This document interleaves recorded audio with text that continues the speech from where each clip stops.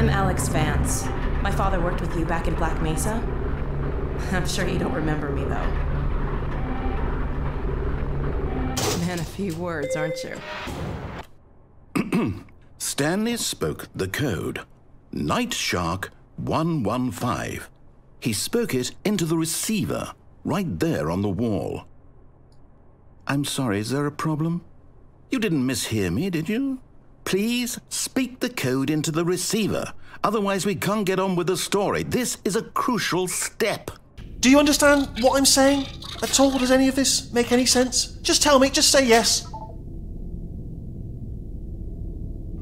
Okay, what you're doing there is jumping. You just jumped. But never mind, say apple. Apple.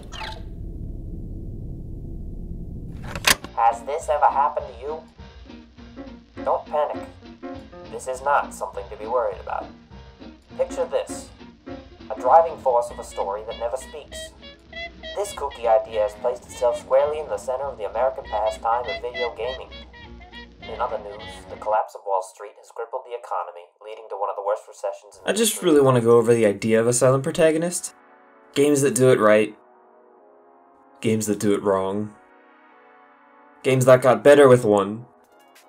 And games that just fumbled the bag. So let's start old. Every character used to be a silent protagonist, outside of text boxes. You know, hardware limitations and all that. Here's a few voiced ones that broke the mold.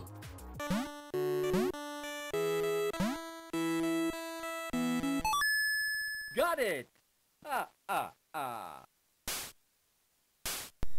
Intelligent robots that could think and feel inhabited the city. They were called Autobots and Decepticons. It's true, sir. The Kilrathi have invisible fighters.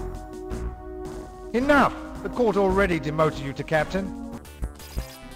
We've got the little girl with power inside, burning bright. You better hide if you are bad. I'll catch you. Go to hell. Necessity is the mother of invention. So how do you make a story with no voices? Some games made an extreme jump to environmental storytelling. Super Metroid is the pinnacle of environmental storytelling. Coherent things happen without anyone saying anything, and it's just seamless.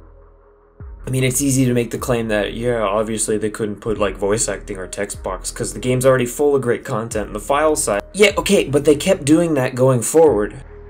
All the primes didn't have a single voice line. When they tried to do it in Fusion, it was polarizing, because the game became linear when you're going from objective to objective. And when they tried to do it in Other M, Coleman features galactic science developed like microbottles on the bottle, keeping my mind racing information about I wonder if Adam came here knowing that. Remember me? Why am I still alive? Let's switch gears, flash a little forward.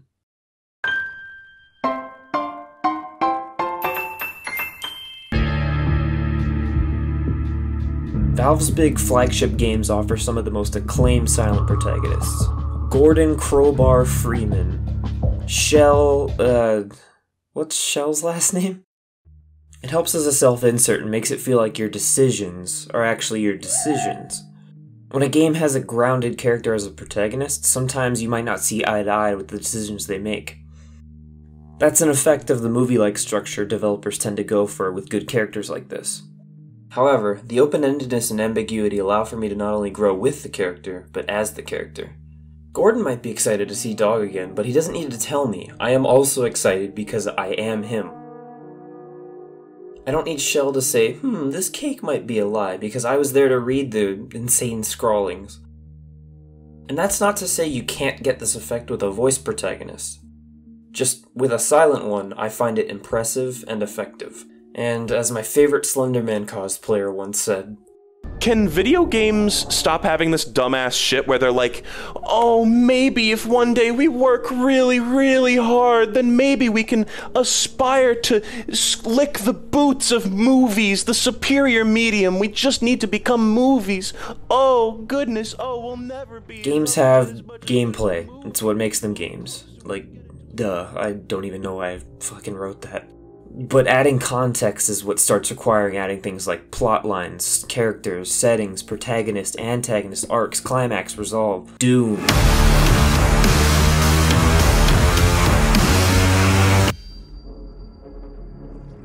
All gameplay, all the time.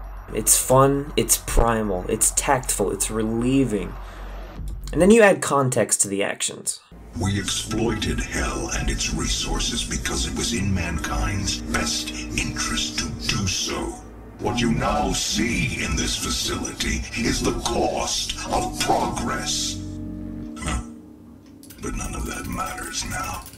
You don't need to pay any attention to it to have a good time. But if you do, you'll notice that this rage-filled, roided-up, too old for this shit, ain't my first rodeo space marine never says a word. And that's impressive, because there's a character there that can be related to and has humor, but still has enough wiggle room to self-insert and immerse. Let's look at the opposite of that, though. One of my favorite games ever, Fear. Fear has a silent protagonist, the Point Man, and for the age of the game, I think it works. Sometimes, well, most of the time, people talk for you, and it can be a little awkward when your character should probably be saying something. He's alive. Should I call in a medevac? He doesn't appear to be injured, although I don't know how he survived. You can't send him in alone, that's crazy. He can take care of himself. Now move. But most of the game you will be alone, quiet, and holding on for dear life. Why would I talk and give up my position to the enemy when someone who has a better vantage point can radio it in for me? Oh, you bitch. Fuck. And there is still room for little gameplay story moments, albeit a little lazy. You can find laptops around to upload information to HQ. The data's uploading now. Interesting.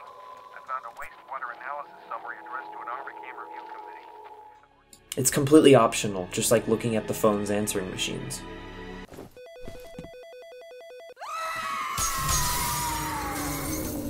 They're not perfect, but they're appreciated. Now when they bring Point Man back for Fear 3, dear God, this game is a pile of shit. You resurrect a villain that didn't need to be brought back, and now he's a fully voiced main character, but you still didn't give a voice to Point Man, even though you gave him a face for no reason. Everything that was great about the first two games are gutted. The story is focusing on elements and characters that should have been done with 2 games ago. Why are there cultists now, and the replica is back, somehow with a new design from a company that's been stuck in the apocalypse for 9 months? And then they brought back the main character from the second game, even though he was a silent protagonist, now he has voice lines and a face, and oh my god, you had the SCP ball set up in 2005. All you had to do was swing. Make games about the team interacting with the paranormal, not this one lady who definitely should have been dead by now. And her father who was beyond dead, and now he's the antagonist, and you set yourself up for a sequel with that? You really want to go farther with this bullshit. Who greenlit this? Who said, yeah, it's done, hit print? Sorry, I really like Fear. My friend once watched me try to get a bug to work for 2 hours straight. I did it! I did it immediately! Anyway, yeah, Fear 2 also had a silent protagonist, and they suddenly gave him voice lines only to kill him off. Completely unrelated, about 2 years ago, I played through every Call of Duty campaign up to Black Ops 3 in a row. If you didn't know, Call of Duty used to be made by 2 different development studios who would switch off on releases. Infinity Ward, known for their Modern Warfare series, and Treyarch for their Black Ops series. I could talk a lot about all those games, but I want to focus on Modern Warfare. The first one, it had me. You play as a silent protagonist, John Soap McTavish. Right. What the hell kind of name is Soap, eh? How'd a muppet like you pass selection? It was very easy to slip into the role, the name, the person, and commit acts of counterterrorism. And it was a whole game of, like, great set pieces. Everything I expected out of a COD. But when we hit Modern Warfare 2, who is this guy and why does he have the same name as me? Why does he sound cringe? Bugger all, mate. Looks like Makarov's late for his own funeral. And he has a goofy ass Mr. T-Hawk. Suddenly he's calling all the shots, and now we play as a new silent protagonist, Roach. Just another guy watching the major players of the story commit the story. And then there was Modern Warfare 3, and after some shenanigans, we see the untimely death of Soap. It's almost time for you.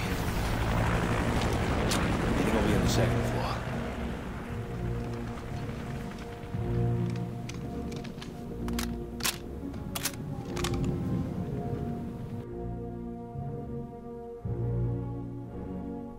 Captain Price, ад ждет тебя. Yuri, my friend, you never should have come here. What are you talking about? Get out now!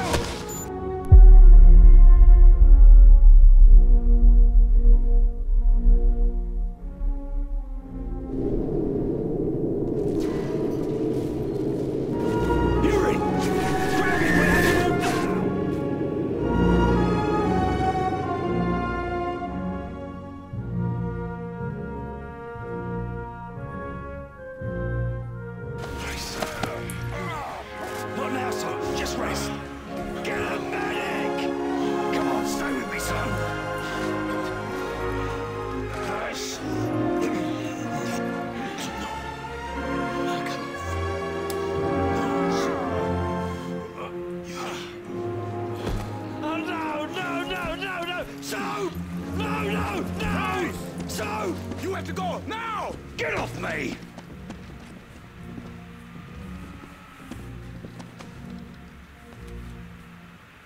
I'm sorry. Man, I didn't give a shit when I first saw this. This moment is supposed to be sad, Soap is supposed to be meaningful to me, but they wrestled him out of my control, made him look goofy, and puppeted him around like he's a generic action movie guy. They're lucky they put a meme right after this part, because I was so uninvested I almost quit.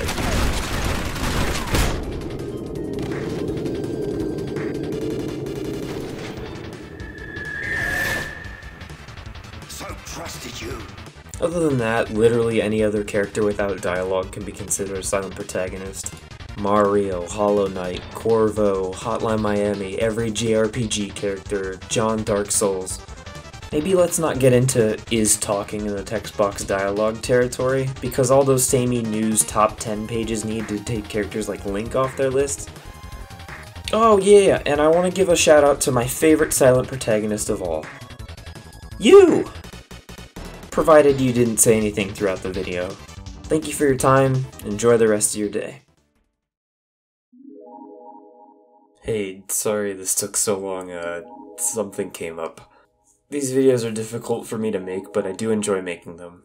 This one kind of feels like I'm talking just to talk, and that I'm not really going anywhere. Honestly, I just wanted to talk about how Fear let me down and why I don't really like Modern Warfare. So if you've been here for this long, it's truly a gift you've given me, and I really appreciate it. Fear 3 fucking sucks, Robert. They, like, took something that literally had the subtlety of someone fucking doing a flying kick at your face and made it less subtle than that. Hellhound Man, and I don't know had what those are, they questions, don't but I explain don't it. want to answer. Why is there cultists? Why are their brains fried, quote unquote? Who gives a real shit? They just teleported in. I know the answer, it's the original writers are nowhere near this game anymore. There was an online and honestly, game Fear 1 doesn't exactly have award-winning writing in it. Yeah, but it's cool. It has like a concept. Like, I can appreciate a not well-written story as long as it's cool. I like that when they try. But when you get other people writing that shit who don't know what made it cool in the first place... The only thing in Fear that was, like, unnecessary was making it that you were her son. Yeah, but they had to have a twist. It was the style of the time. Yeah.